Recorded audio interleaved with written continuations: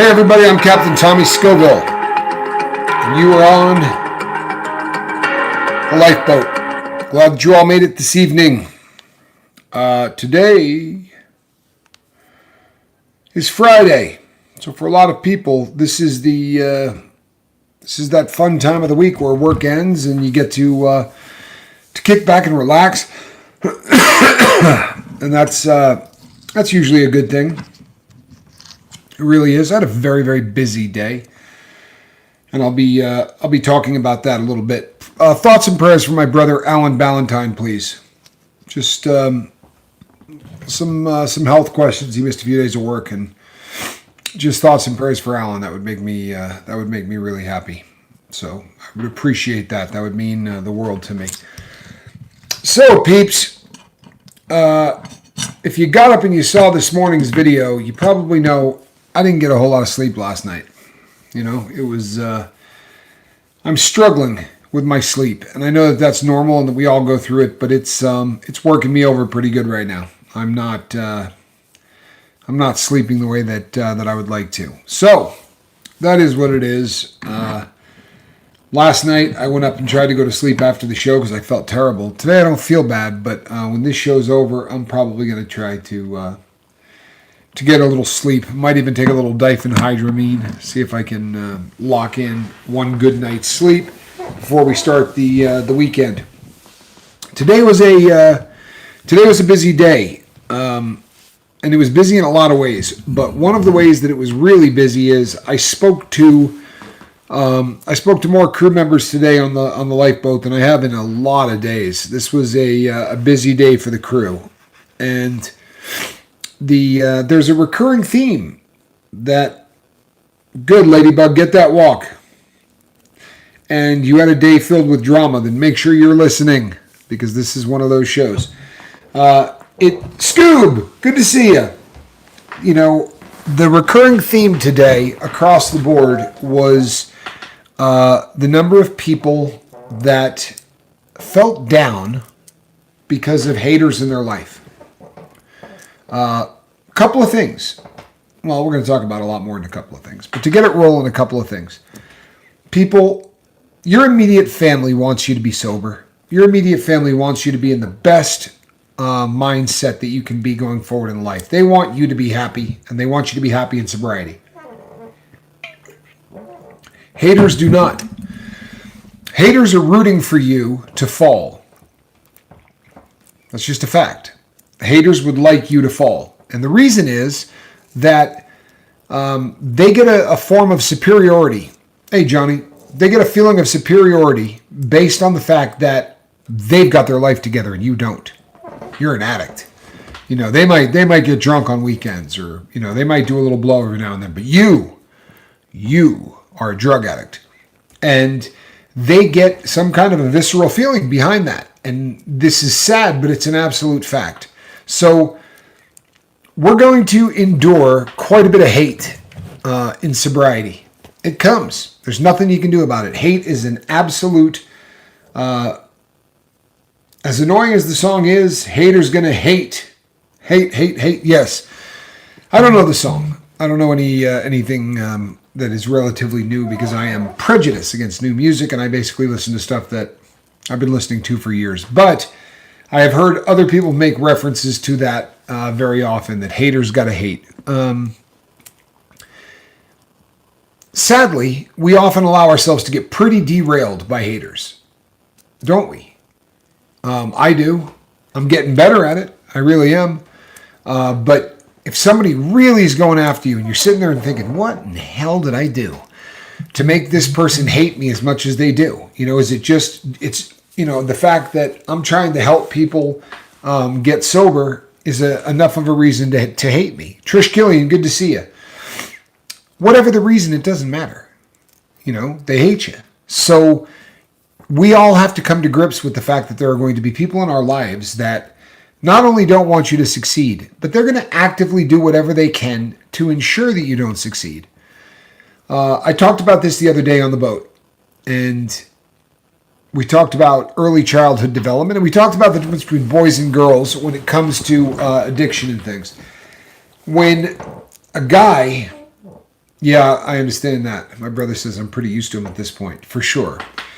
When when you're in the public spotlight, you're going to get more hate. It's one of those things, and you have to make that decision before you decide that you're going to put yourself into any kind of a public space. You're doing 7 hours of videos a week or 8 hours of videos a week or whatever. There are going to be people that come across what you're doing, and they're not going to love you. Is what it is. In days gone past, they would just hit the remote, right? But as I've said before, this isn't TV. There are times it feels like it, and people, subscribe to channels, and they stop in and they watch shows every night, or they watch them every day, and it becomes something that, becomes a huge part of their life, even if it's just for entertainment. It's going to become a very big part of someone's life because of how much time people spend on the big red button or on any of the other platforms that you might be using. But early on in life, when kids start to develop antisocial behavior, now I'm not meaning that in the worst of the sense of the word, antisocial personality disorder or any of those. I just mean when they start to display actions that are antisocial. Strange how everything has to devolve into a flame in 3 comments. It can happen, can it? It absolutely can happen. It doesn't take a lot because that's just kind of the nature of the beast. But when you come to grips with that and you know that that's what's going on, it makes life a little bit easier. As a boy, if you're exhibiting antisocial behavior, even if you're doing it at the age of 2 or 3 or whatever, boys become aggressive. They lash out and they become physical. It's usually fighting, hair pulling, things of that nature. Women don't do that. Young girls don't do that.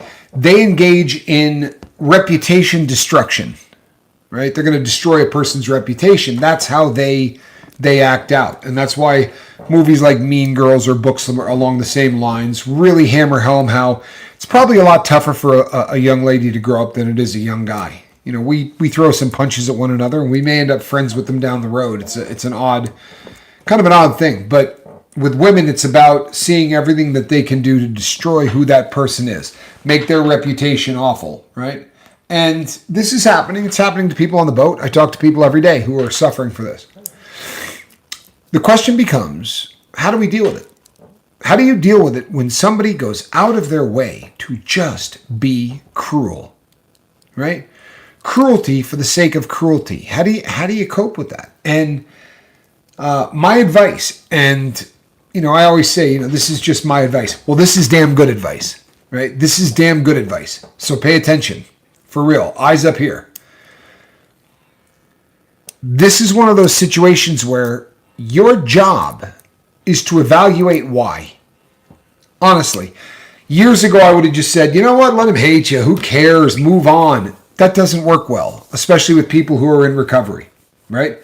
They absolutely have a chance to kind of make your life hell. So you're better off if you can figure out what their problem is. So when someone is, and they don't have to be haters, people, they could just be being mean, They could just be in one of those situations where you're communicating with somebody and they're just not being particularly friendly.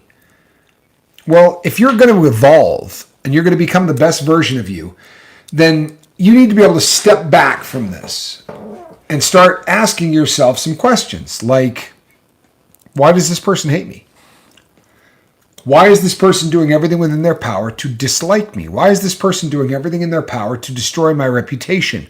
Why is this person doing everything within their power to insert your favorite insult? Okay. Once we come to grips with that, in some cases, the people are just going to be cruel because those people exist and there's not much we can do about cruel people. But in some cases, it may be a family member. It would be somebody that you love, right? And they start treating you poorly. Your job is to sit back and detach yourself from the scenario. Okay, so let's say tonight at midnight or 12:06, I get an email that says, it's not a question of if, it's a question of when you'll be found dead with a needle in your arm. I have an individual who sends that email every single day. And if I block the account, he just makes another one, or she makes another one. I don't know who, but they just crank out another one. And it's the amount of effort that they put into this is absolutely astounding. And I've tried, reaching out and saying to them, hey, you know what? If you put this much time into anything in life, the amount of time that you put into wanting to hate me, maybe you'd be better off if you put that into anything else, because chances are you would be successful. It's probably taking him 45 minutes to an hour a day. And if you take 45 minutes to an hour a day and do anything with it, you're going to become an expert, right? There's actually some science to back that up. So you start evaluating what's going on. And you know what, people? There's a difference between being cocky and being self-aware. There's a difference between being an egomaniac and just knowing who you are and what your skill set is. There is nothing wrong with knowing your skill set. It doesn't make you arrogant. It doesn't make you a narcissist. It makes you self-aware. So we'll use me as an example. I do 7 1-hour videos a week. I come on here, and for 1 hour, I sit in front of a camera and I talk. I don't spend a lot of time going, or I've spent a decent amount of time speaking. It's one of the God-given skills that I have, right? That's just the way it is. So I start looking at all these people, and the vast majority of the people who hate me are failed YouTubers. These individuals don't have a successful channel. And I'm not saying that the lifeboat is threatening PewDiePie, right? We're not going to be dethroning the king of the big red button anytime in the near future. But what we have is a group of people that actually care about one another.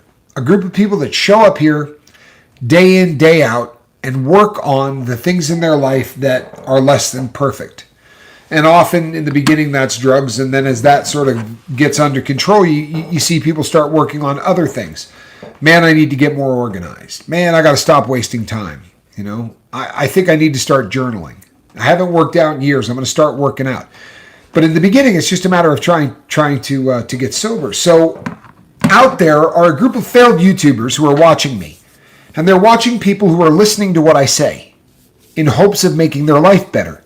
And they're going, man, this friggin' guy's a convict, right? He's got to be running a scam. They're looking for the angle. Got to be an angle. And if I'm running an angle, I'm doing a bad one, right? I really am.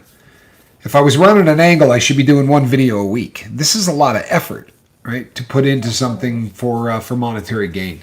This is a passion, and they just can't seem to believe for a hot second that that's the truth. So yeah, I'm getting death threats, and yeah, these people are doing their hating thing or whatever. But I'm able to step back and go, you know what? These are people who wish that they could go on YouTube and build a community of people that actually cared about him or her and about one another. They would like to have what the boat has. They can't. They don't have that capacity. They don't have the ability to build it.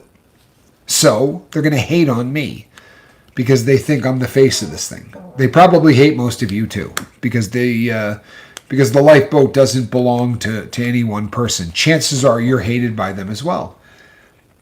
But you can understand it, right? By taking a little time, you start thinking to yourself, oh, well, that makes sense. I understand why this person's hating me.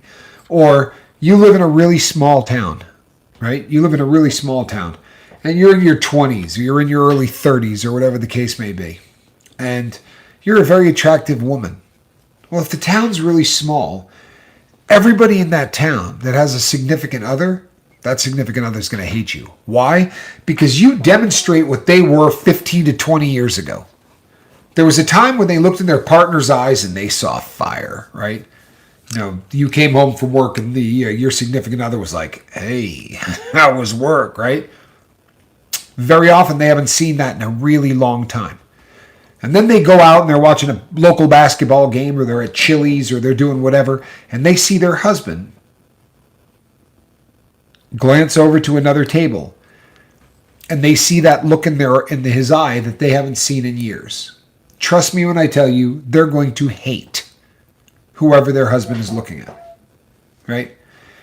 Hate so often comes down to one word, right? Jealousy. It's the truth. I mean, there are exceptions where you did something so dirty to somebody and they don't have the ability to forgive, right? So they're going to hate you for it, and they're going to be vocal about it. They're going to tell other people that you're worthy of hate. You know, I lent that guy money 5 years ago. I still haven't seen $1 of it back. Hate, hate, hate, hate, hate, hate, hate. And you know what else he did? Hate, hate, hate, hate, hate, hate, hate. If you can get, it is an ugly emotion. Boy, is it an ugly emotion. It really is. It's the worst of emotions. Because it's somebody that says, you know what, I'm not good enough to get what I want. I'm not good enough to create what I want to create. I'm not good enough to change my life into what I want my life to be. So you know what I'm going to do? I'm going to find someone that has all of those attributes and all those things that I wanted, and I'm going to hate him. And in this day and age, well, you know, hate's not good enough, is it? I mean, you can quietly hate somebody. You can sit in your room and think, boy, that guy's a dirtbag. I can't stand him. You know, I wish something bad would happen to the guy. Blah, blah, blah. Or, you know, you could pick up this thing and become cell phone warrior, right? Well, it can be worse in real life. When you live in a town, and as opposed to them trashing you online, they just trash you to every neighbor in the city. Your job, when someone starts to hate on you, and it's not fun, and it takes practice, but your job is to go, what is it about me that has this person so flustered? You know, I haven't done anything to them. I've done nothing that can give them any reason to start rumors and to hate on me in the way they are. Yeah, you do. There are things that you can do to cause that to happen, and they're very often genetics, and sometimes they're life choice. You know, we've done shows on the difference between beautiful and pretty. You know, pretty is winning the lottery. Science says that pretty these days is based on a face that is symmetrical. They also have an actual equation, how big your nose is in comparison to the distance from your hairline to your forehead, and then from your forehead to your chin. They can basically put together a computer-generated image of a woman and show it to 99 out of 100 guys who are going to say, that's the most beautiful woman I've ever seen. Because they know exactly what your brain these days finds attractive. So they can mock that up. They can mimic it. The science behind it is kind of fascinating. But make no mistake, the day is coming. Hold on one second, people.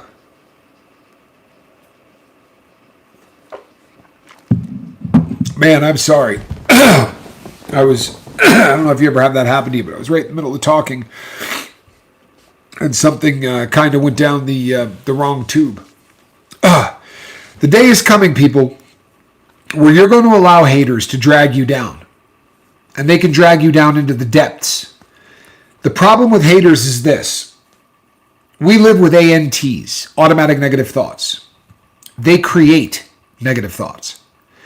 If you begin to buy into it, if you begin to buy into all of the things that people say about you, then one of the things that's going to happen is your automatic negative thoughts are going to take that and run with it. And when you let ANTs start crawling all over your brain, right, saying things that shouldn't be said, then you're going to end up in trouble, right? Your odds of remaining sober start to decrease. Cindy Party says, I only have one person in my life who is mean to me, my sister. I had to block her for my sobriety. I feel sorry for her, but I can't have negativity in sobriety. She has serious mental problems. Cindy, whether you realize it or not, did just what we're talking about, right? The whole purpose of tonight's show. This is a family member. Cindy loves her sister. Make no mistake. She loves her sister. But she stood back and she looked at the situation and she evaluated it. Sometimes we stick around in situations that should make us run. We should be taken off, but we can't. I went to high school with this kid. I've known this guy since he was 7. I mean, yeah, he's being a jerk. He's actually threatening my sobriety, but I've known this cat since I was, you know what? Knock that off. Knock that off. If somebody that you've known since high school threatens your sobriety, the person being mean to the boat has severe mental issues, I know personally. A lot of them do.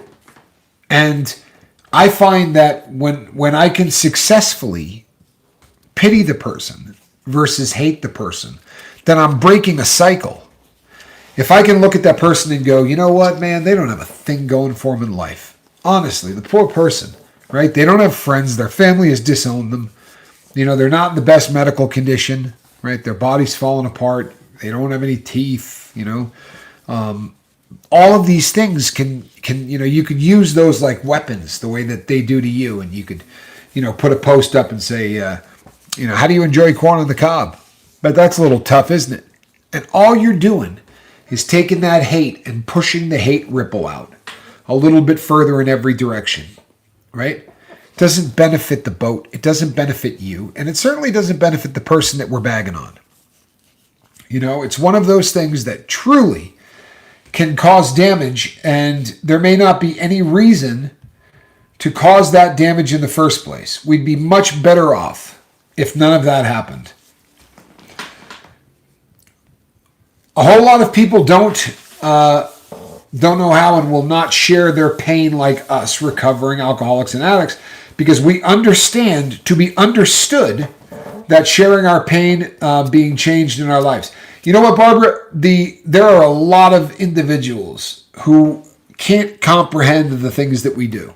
They don't understand why it's so important to come and together as a group.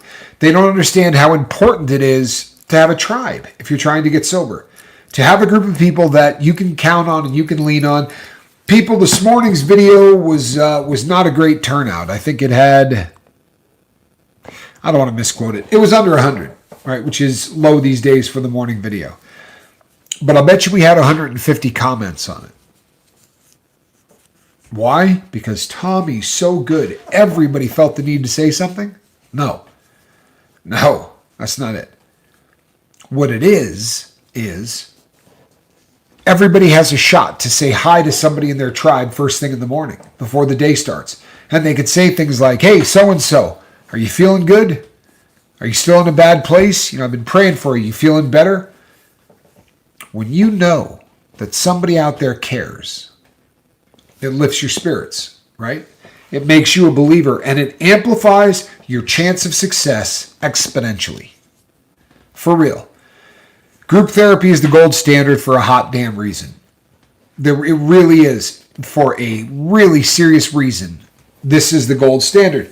And the more you interact with people on the group, the better a chance you have of not using. Right? And that is just a fact. I like this comment.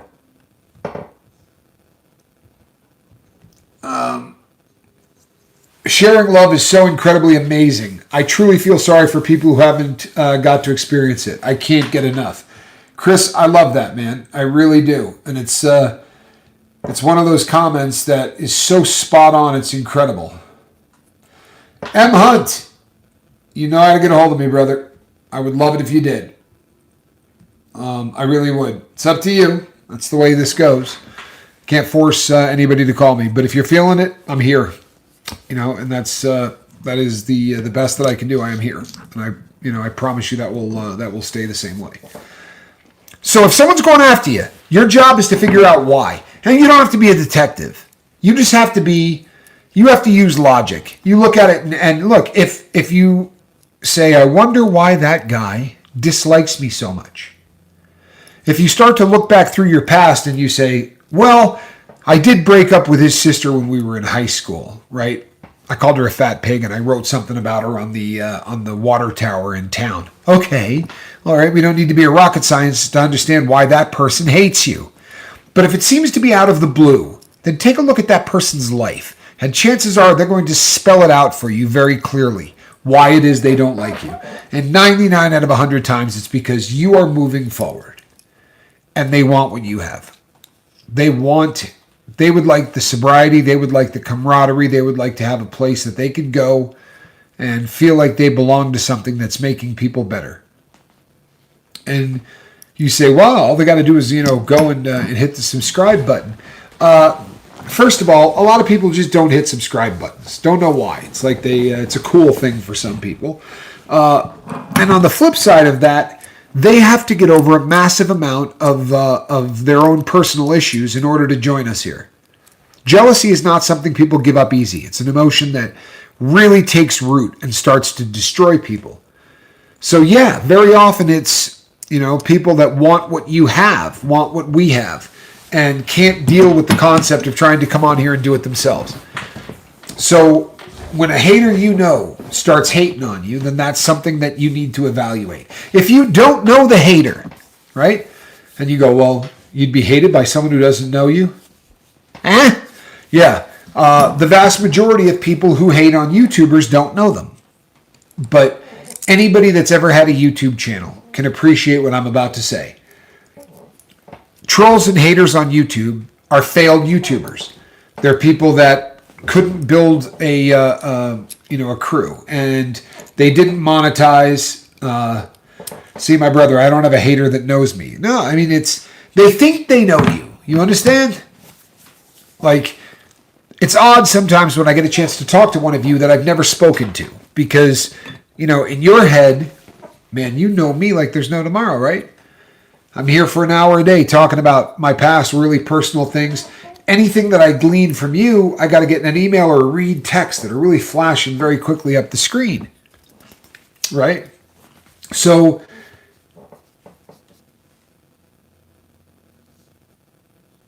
captains, M. Hunt, please take the captain's offer. We care about you. I'm wishing you the best. I do a lot of 2 steps forward, 1 step backwards myself, but those still add up to forward steps. A lot of truth to that, right? 2 steps forward and 1 step back will still get you to the finish line. Won't get you there as fast, but it will most assuredly get you to the finish line. So knowing that a lot of the hate that you're going to get is illogical. A lot of the hate you're going to get has nothing to do with you as a person. It has to do with the person who's hating on you. They have horrendous self-esteem. There's so many issues that cause people to be that way. But we still let it kick our can. We still sit there and go, oh man, you know what they said about me? A person you don't know, and you don't care about, said something about you, and you're going to allow that to change who you are. You're going to allow somebody to rewire your brain. You're going to allow somebody to rent some of the best real estate inside your dome, in spite of the fact that you know they're full of crap, you know that they don't know you, that they're just a hater.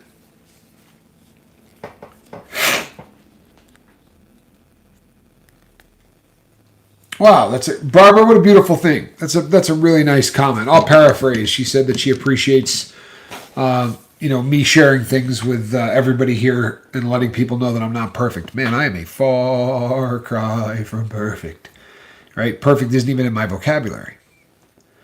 But we allow these people to bring us down. And there are people in this game, right, professionals who will say, well, the reason that you're letting them bring you down, it's because you have low self-esteem. And I'll be really honest with you. I think that's absolute horse crap. I really do. I think that is a lot of horse crap. This is too much for me. The stories about New Mexico brother keep coming and the police are garbage. Lemmy, I understand your pain, bud. I really do. I absolutely understand your pain. I can't feel it because I've never lost a brother. But I do understand what you're going through, and it's a tough situation. It really is. It is a tough situation. And the police very well may be crap. But I remember a time when you were kind of going to do this one. And you were going to let this person crash and burn, because that's what's going to happen to this person. And I know that that's easier said than done. And the thing is, it has to be a daily decision. If something is tearing up at you, if something is just absolutely destroying you, then you're not going to sit down and meditate and everything is going to be perfect, right? The people that tell you that want to sell you a book. You're going to have to get up every single day and you're going to have to make a conscious decision to live a different way. Sobriety is the same way, right? Every day you got to get up and say, today, right? Now, I'm not doing anything. Today, I am going to get through this and be sober. Today, I'm going to be the best version of me that I can be. Those are daily decisions. Those aren't New Year's resolutions that last you the rest of your life. Those are decisions that you have to make every single time you get up in the morning. Right after you make your bed, you're going to be thinking all of these thoughts. Another person wrote and said, I love journaling, but I've got so many negative thoughts that when I start journaling, it seems like they get out of control. People, if you're writing down the automatic negative thoughts, what's happening to them? Anyone? Bueller. You're getting them out of your head. You're getting them from the emotional part of your head into the thinking part of your head, and then you're writing them down. I don't care if they are automatic negative thoughts. I don't care if they are ADHD and they are all over the place and they make absolutely no sense. We're not trying to write a novel. We're not trying to write something that is going to be beautiful and flowery, right? And a great history of everything that went on in your life. We call those diaries. This is journaling. You're dumping what you have in your head. Unresolved issues that are parked inside your dome, you're going to dump them. JJ Little Show. Hello, Lifeboat. New friend here. I saw your quote, so I came on board. New friend here. I had an old channel. This is a brand new channel. I had others taking advantage of me because of my disability. Well, I'm really sorry to hear that, man. Anyone who takes advantage of anyone for any reason is a lowlife. But if someone is taking advantage of somebody because of a disability, then there's a special circle in hell for that person. Welcome to the Lifeboat. We're glad you're here. So that kind of covers a lot of the hate that tends to crawl into our life here on a day-to-day, right? Part of being sober is hate. You're gonna come across it. The other times, the hate may be coming for different reasons, right? Jealousy is a big one. You know one of the other huge ones? Ignorance. Ignorance breeds hate in a very big way. Racism, ignorance, right? Just another form of hate. But very often that hate is brought on by straight ignorance. So if you get sober and you don't do it the way that your neighbor thinks you ought to do it, if you don't get sober the way your sister or brother think you should get sober, then they're going to hate on you. Because let's be honest, you need to hurt to get sober. They want you to suffer. Damn it, you got that coming. I mean, you spent 6 years just getting high and having a damn good time. You better suffer. It better be uncomfortable. It better be miserable. Hopefully with some DTs and some shaking, right? Like in the movies. God forbid you find a way to get sober quickly. You would think everyone that knows you would go, oh man, that is awesome, huh? That is awesome. Tommy's sober. You know, he hasn't done drugs in a really long time. The truth of the matter is you're going to get a lot of people that go, yeah, how did he do it? How did he do it?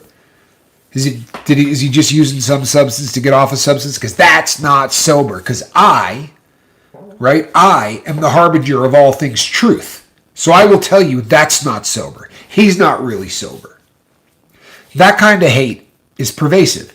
It's something that comes in and out of rehab constantly. And I used to let it really bother me. Not because of me.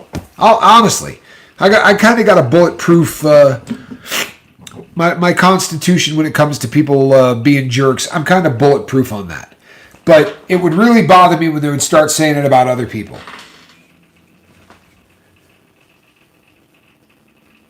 We are learning that feeling failed off the wall one day, hour, minute, second, and moment at a time. When we fall down our higher power and we get back up and get back on the lifeboat. You know what? There's no dishonor in falling down. There is no dishonor in relapse. Thank you, ZW. Really appreciate you. There's no dishonor in that, people. There isn't. It doesn't matter if you get knocked down 6 times, as long as you get up 7. Doesn't matter if you get knocked down 30 times, as long as you get back up 31. Now, is that the way it works in the real world? No, it doesn't. Truthfully, that's not the way it works in the real world. You see, in the real world, you better do it quickly. You better be able to do it quickly. Because the people that really love you They're used to you screwing up. They're used to hearing, well, no, this is the time I'm really going to make it. And they're only going to give you a couple of shots. And after that, they're just going to go, you know what, dude's hopeless, right? Or she's hopeless. I'm going to pray for them, but they're never going to get sober. They're never going to get sober. This is why you need a group. This is why you need a tribe like the Lifeboat. Because if you come here and you fall down 150 times, 150 times, a hand is going to go like this. Right? Give me your hand. Seriously, let me pull you back up onto your feet. That's what makes us different. It's what makes us unique. So here's the other thing, people. Hate is an emotion that makes what we do very, very difficult. It's hard to stay sober when there's a bunch of people around you hating on you. That's just a fact. It is. So we need to choose wisely, because let's be really honest. How often do we intentionally put ourselves in the line of fire for hate? And I know there are people in here right now going, I don't do that, man. I don't know what you're talking about, right? I would never intentionally put myself anywhere near hate.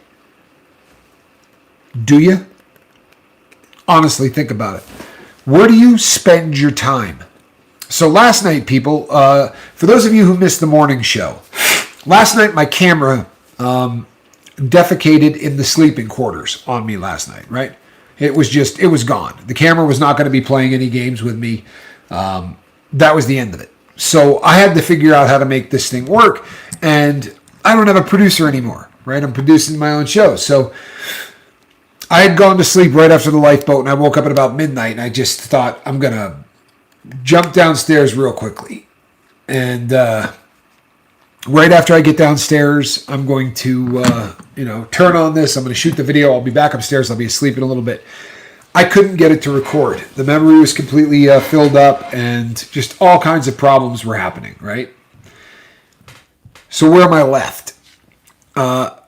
Well, how many times have I come on here and said, I'm just not good at anything electronic, right? I can sit in front of a camera and speak because I know the subject matter and I'm passionate about it and I'm ready to roll. This is what I do.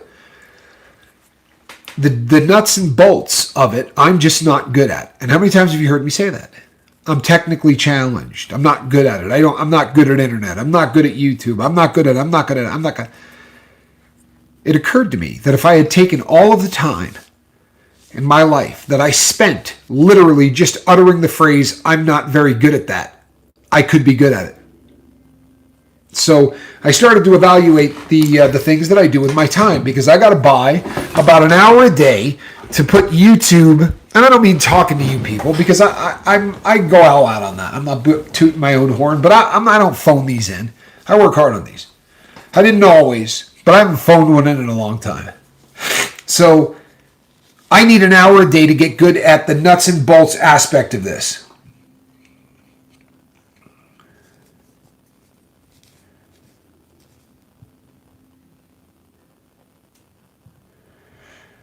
You know what? I'm sad that you took down your channel because of haters. A lot of people do. But you know something? Haters are going to be what they are. You just have to get very, very secure in what you're doing. My mission is bigger than anybody's hate. My goal and what I'm trying to get done is bigger than anybody's hate. And I almost did it too, brother. I almost did it too. In fact, we moved off of this platform to another one, but that's, ancient history at this point. It really is.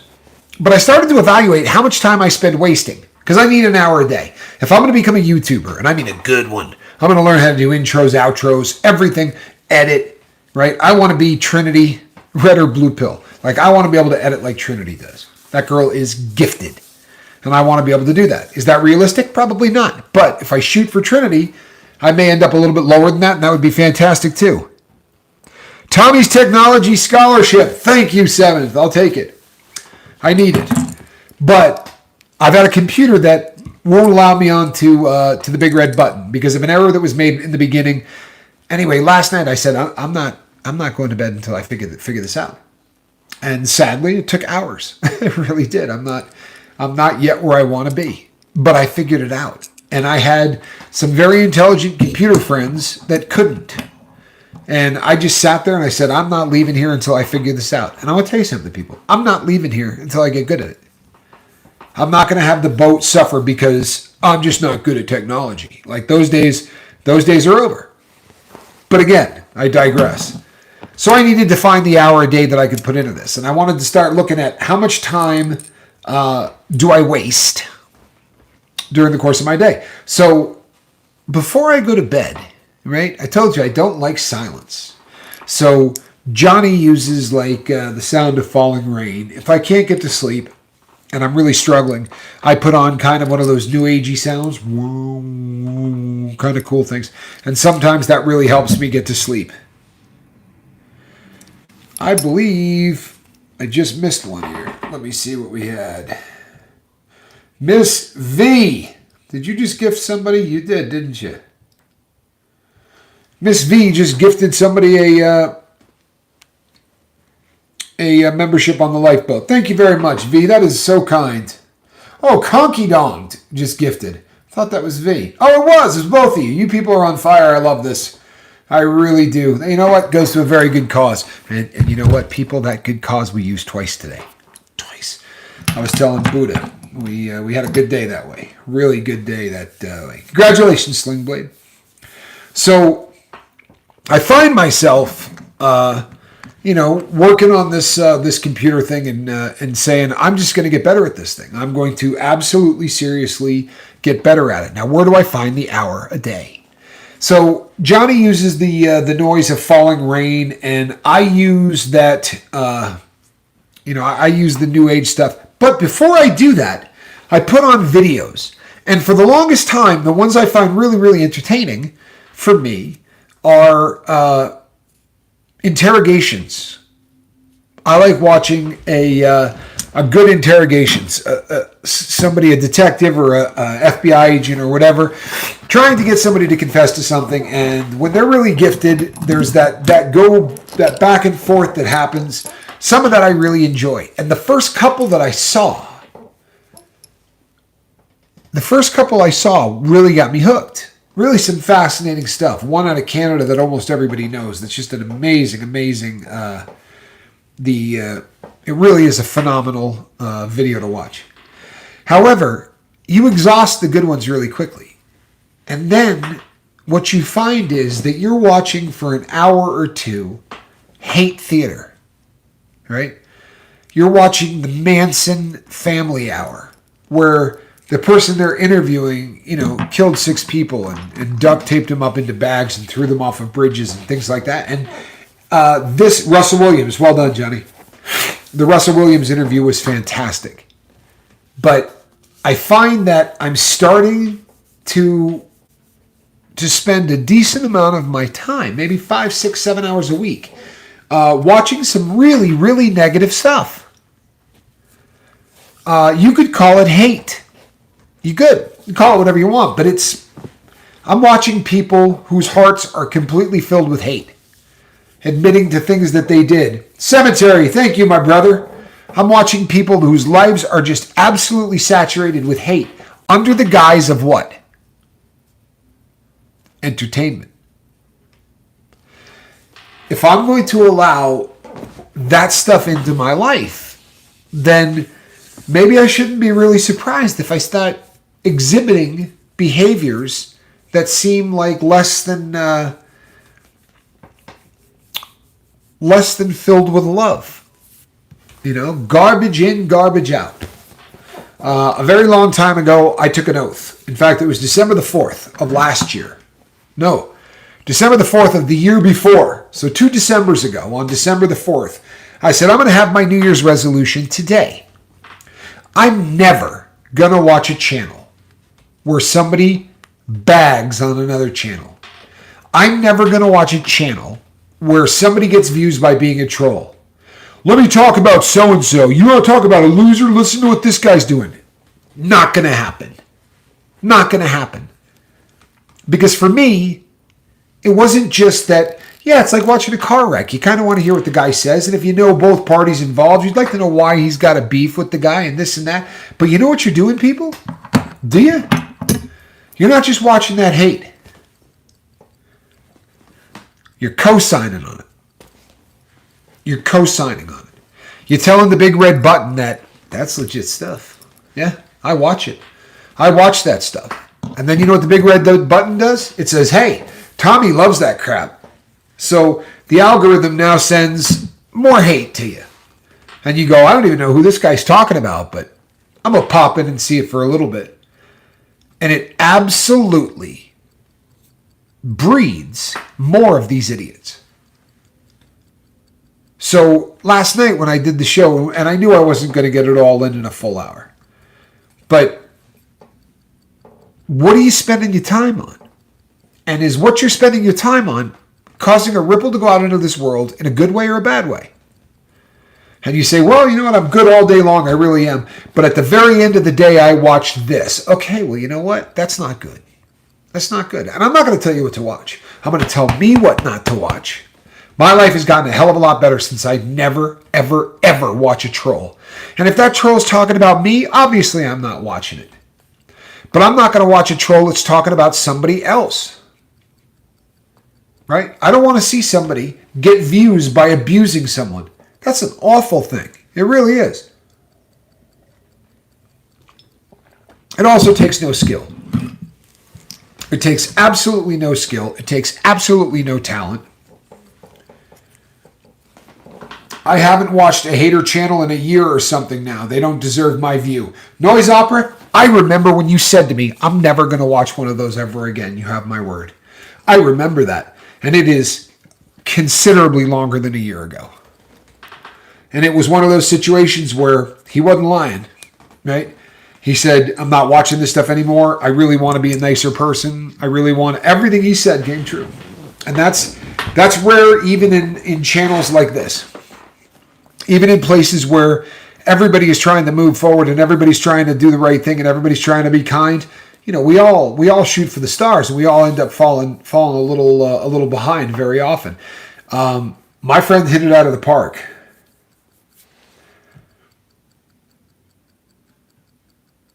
I know what I want to watch, and it isn't allowed here. Lemmy, I hurt for you, my brother. I really do. I hurt for you.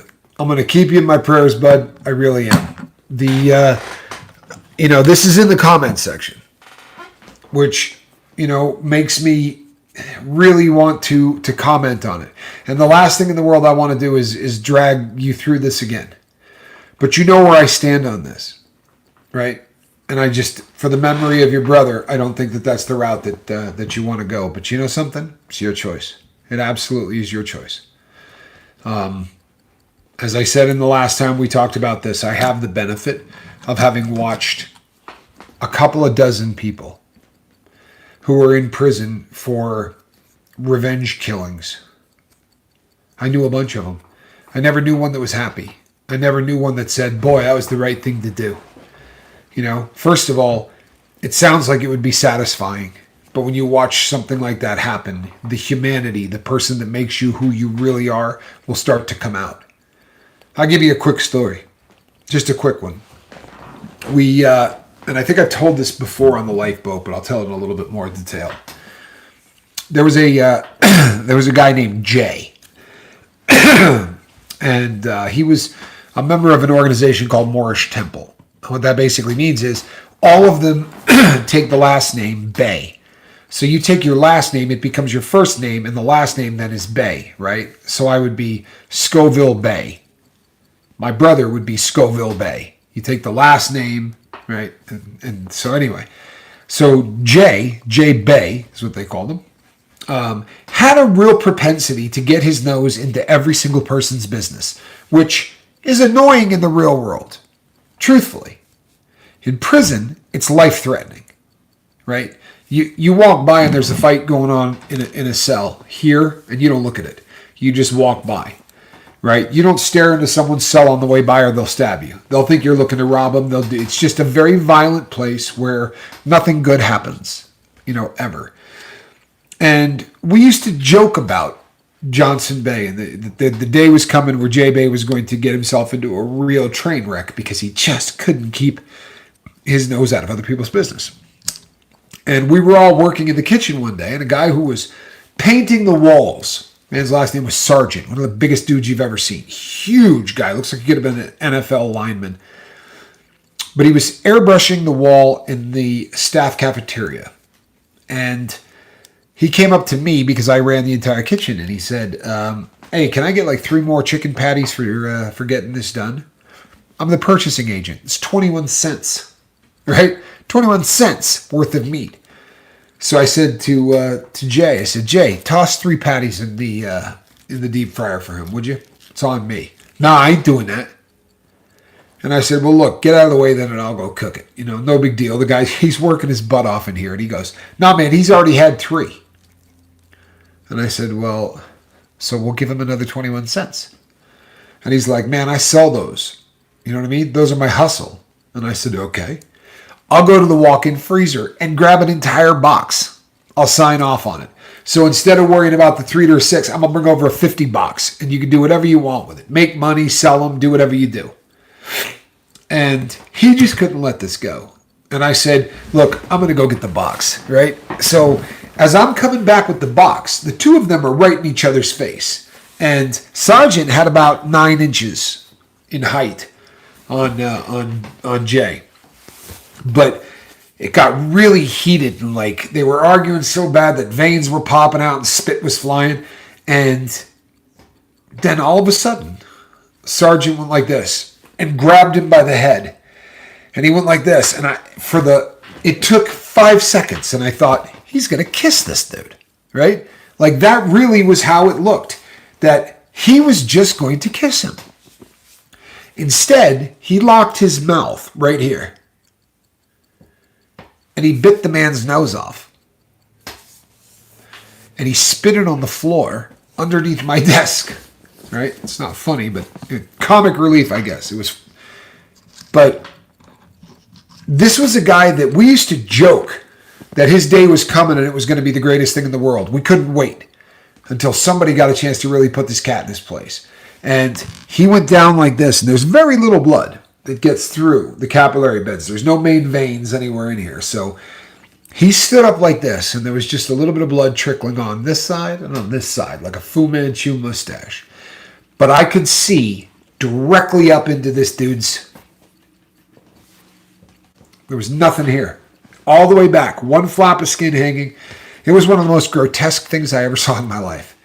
And one of the guys I worked with ran to go get ice and paper towels. And his hope was that if he got this stuff on ice, it could be reattached. It doesn't work that way. Because to reattach something, you got to get blood to it. And there wasn't going to be blood getting to it because there's no veins. You can't reattach capillary beds, right? These are microscopic little vessels that you would have to try to line up. And so he lost his nose. And fortunately, they sent him to one of the great plastic surgeons anywhere in America, and they built him a nose.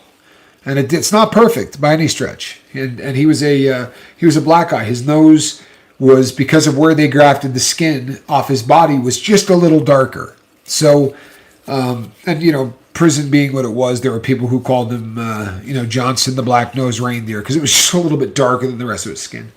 But this was a guy I thought, if anybody ever had this coming, it was him. Right? I would have thought, honestly, this guy ratted on people we knew. He was just a terrible guy. And all of us thought that we would take incredible satisfaction in seeing something like that happen to him. And for that half a split second, you go, man, that's justice. And then the head turns, and you look directly up into him. And the enormity of the violence becomes apparent. And just how depraved and unhumane and unhuman it is. How much hate is involved for someone to bite another guy's nose off, right?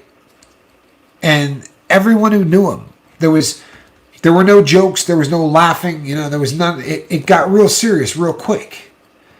And I remember having a conversation with somebody. Pelican Bay is an ugly prison. Pelican Bay is a state prison in California, and Pelican Bay is rated in top 5 of the worst prisons in the United States of America. And I've been in 2 of the top 5. Because 2 of the top 5 are in the federal system, and I was in both of them. And Pelican Bay's got a horrendous reputation. Very, very violent.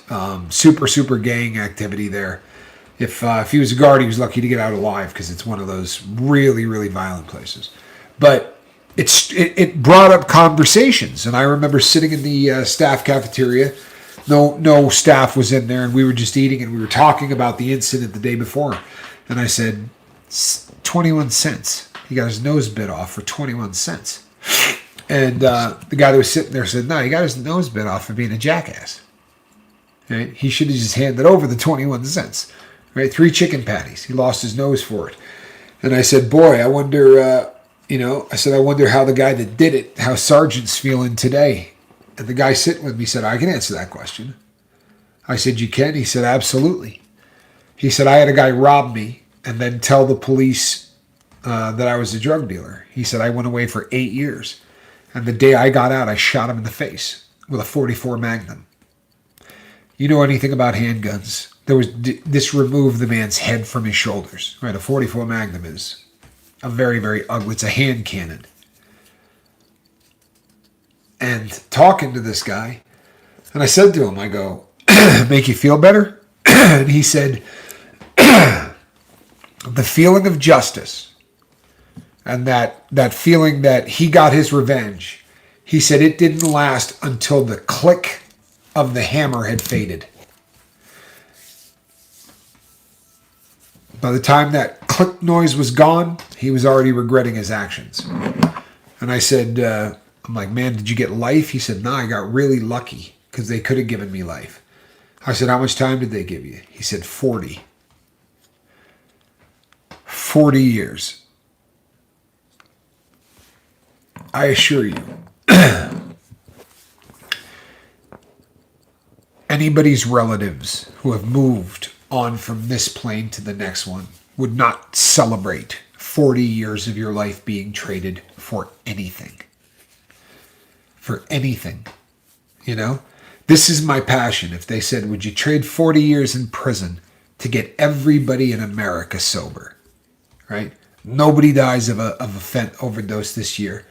Drugs in this country would literally be eliminated as a problem. All you got to do is say you'll do 40 years. There's no chance in hell.